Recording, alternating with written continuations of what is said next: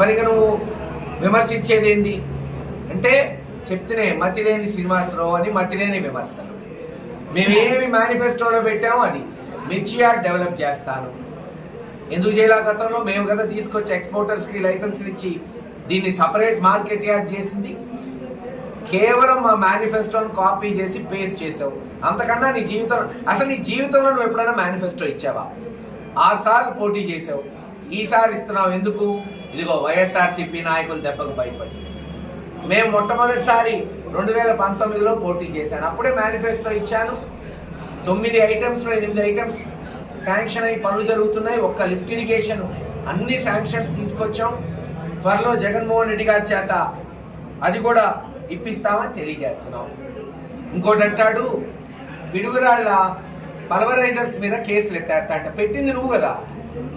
నువ్వు కొల్లగొట్టుకుంటే అక్రమ మైనింగు, నీ ప్రభుత్వం నిన్ని శిక్ష వేయాల్సింది పోయి పాపం పల్వరైజర్స్ ఆర్యవైశ్యులు మెజారిటీ ఉన్న వాళ్ళ మీద విపరీతంగా ఒక్కొక్కడికి 3 కోట్లు 4 కోట్లు ఫైన్ వేసింది మీరు.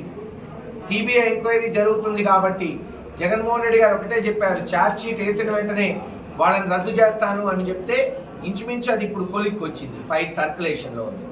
ఓసారి జూన్ జూలైలో జగన్మోహన్ రెడ్డి గారు ముఖ్యమంత్రి అయిన తర్వాత రద్దు చేస్తాం, ఆయన వచ్చి రద్దు చేస్తా అంటారు. అంతే నువ్వే ఎట్లుందంటే దొంగతనం చేసి మళ్ళీ ₹1,00,000 కొట్టేసి మళ్ళీ ఆ ఇంటి యజమానికి ₹1,000 ఇచ్చా అంట వాడు ఎవడో అట్టుంది అని చెప్పి.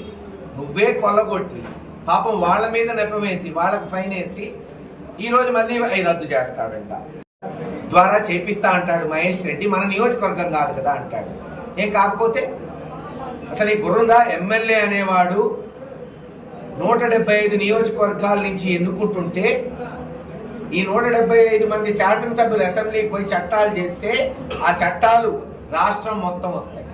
అలాగే పక్క నియోజకవర్గం కొండమూడు నుంచి పేరేచెర్ల రోడ్డు మనకు ఉపయోగపడే రోడ్డు, మనకు కూడా మనం గుంటూరు పోవాలంటే అదే రోడ్డుతో పోతాం. నేను చేస్తా అని చెప్పానా? చెప్పలా. జగన్మోహన్ రెడ్డి గారు ముఖ్యమంత్రి అయిన తర్వాత అది హైవేగా శాంక్షన్ చేశారు. ఆయన దృష్టికి తీసుకెళ్ళి మేమందరం నాయకులం, అది మా నియోజకవర్గానికి అవసరం, అది కూడా అభివృద్ధి చేస్తామని చెప్పావు. దాంట్లో తప్పే ఉంది? నీకు చేత కాదు. కొన్ని నువ్వు చేసిన హైవే చూపెట్టి నేను చెప్తున్నాగా ఈ రోజున. ఇదిగో రాజశేఖర రెడ్డి గారు చేసిన అద్దంకి నార్కెట్పల్లి హైవే, మేము పూర్తి చేసిన బైపాస్ రోడ్డు, మేము పూర్తి చేసిన దాచేపల్లి గురజాల జాతీయ రహదారి. నీ జీవితంలో నిర్మించిన ఒక పెద్ద రహదారి చూపెట్టంటే అది చూపెట్టడం, మమ్మల్ని కాపీ కొట్టడం, పేస్ట్ చేయటం, మళ్ళీ విమర్శలు చేయటం. ఇలాంటి వాడు టైం వేస్ట్ పని చెప్తే ఏమీ చేయలేదు, ఏమీ చేయడు కూడా. ఖచ్చితంగా మేము ఇచ్చిన మేనిఫెస్టోలో 12 ఐటమ్స్ పూర్తి చేసి గురజాలని ఒక ఉన్నతమైన నియోజకవర్గంగా నిలబెడతామని తెలియజేస్తున్నాం. సిమెంట్ రోడ్లు వేశారు ఎన్ఆర్ఈజిఎస్ అంటే ఎవరి నిధులయ్యా? రాష్ట్ర నిధుల, కేంద్ర ప్రభుత్వం ఇచ్చిన నిధులు. మరి దానికి ఏం సమాధానం చెప్తావు? ఇంతెందుకు ఈ రోజున మున్సిపాలిటీలకి పంచాయతీలకి 15th ఫైనాన్స్ నిధులు వస్తాయి. ఎక్కడి నుంచి వస్తున్నాయి? కేంద్ర ప్రభుత్వం నుంచి కాదా? మరి అవి సర్పంచులు, ఎంపీటీసీలు, మండలాలు, జిల్లా పరిషత్తులు అభివృద్ధి చేయట్లేదా? కేంద్రం నుంచి స్పెషల్గా నిధులు తీసుకొచ్చాం. దేనికి? మెడికల్ కాలేజ్ బ్రిడ్జికి, జానపాడు బ్రిడ్జికి 52 కోట్లతో. నీకు చేత కాల, నువ్వు ఎమ్మెల్యేగా ఉన్నప్పుడు ఒక నిధి దాటాం కేంద్ర ప్రభుత్వం నుంచి. ఈరోజు మేము తెచ్చాం. చూడిపోయి గురజాల దాచేపల్లి హైవే ఎలా నిర్మించామో జగన్మోహన్ రెడ్డి గారి నాయకత్వంలో. నీ జీవితంలో ఒక హైవే నిర్మించావా? ఈ నార్కెట్పల్లి అద్దంకి హైవే రాజశేఖర రెడ్డి గారు నిర్మిస్తే, దాచేపల్లి గురజాల హైవే జగన్మోహన్ రెడ్డి గారు ముఖ్యమంత్రి ఉన్నప్పుడు, మీ చంద్రబాబు నాయుడు గారు ఉన్నప్పుడు పల్నాడులో ఒక్క జాతీయ రహదారిని వచ్చిందా? చూపెట్టుకొని చూపెట్టలేరు. ఒక ఊరికి నీళ్ళు ఇచ్చారా? చూపెట్టలేరు. హేళన చేస్తాడు. ఇన్ని రోజులు ప్రజలు ఎన్ని నీళ్లు తాగుతున్నారని. నువ్వు తాగు బోరు నీళ్లు చూద్దాం. నువ్వు, నీ కొడుకులు, నీ కుటుంబం ఏమో మినరల్ వాటర్ తాగాల, పల్నాడు ప్రజలేమో బోరు నీళ్లు తాగాల. పాపం ఫ్లోరైడ్తో కలుషితమైన బోరు నీళ్లు. మరి నర్సరావుపేట, సత్తెనపల్లి, మాచర్ల, వినుకొండ శుద్ధి చేసిన కృష్ణా నీళ్లు తాగుతున్నారే. ఇన్ని రోజులు ఈ నియోజకవర్గంలో పిడుగురాళ్ల పట్టణం, దాచేపల్లి పట్టణం, గురజాలకి ఎందుకు లేదు? అందుకే తీసుకొచ్చి ఈరోజు పిడుగురాళ్ల పట్టణంలో దాదాపు 10,000 కనెక్షన్లకు ఇచ్చాం నీళ్లు.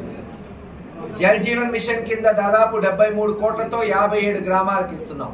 మళ్ళీ జోక్ ఆయనంట జల్ జీవన్ మిషన్ కింద 100 కోట్లు తెస్తా అంట. మేము ఆల్రెడీ డబ్బులు తెచ్చి పనులు మొదలు పెడితే నువ్వు తెచ్చేది ఇంకా మరి అది ఎక్కడి నుంచి వచ్చింది? అది కేంద్ర ప్రభుత్వం.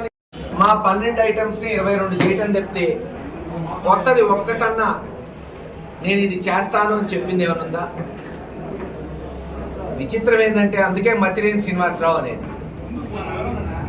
ఏమంటాడంటే బైపాస్ రోడ్డుకి రాష్ట్ర ప్రభుత్వం నిధులు ఏం తెచ్చారంటాడు. కానీ అర్థం ఉందా? రాజశేఖర్ రెడ్డి గారు అద్దంకి నుంచి నార్కెట్పల్లి వరకు బూట్ సిస్టమ్ అంటే కాంట్రాక్టరే డబ్బులు తెచ్చుకొని రోడ్ వేసి 20-30 సంవత్సరాలు టోల్ పెట్టి వసూలు చేయాలి. ఇక ప్రభుత్వం ఎందుకు డబ్బులు ఇచ్చింది? ఆ మాత్రం తెలియనోడివి ఇంక నువ్వేం ఎమ్మెల్యే అయ్యావు గతంలో అర్థం కావట్లా.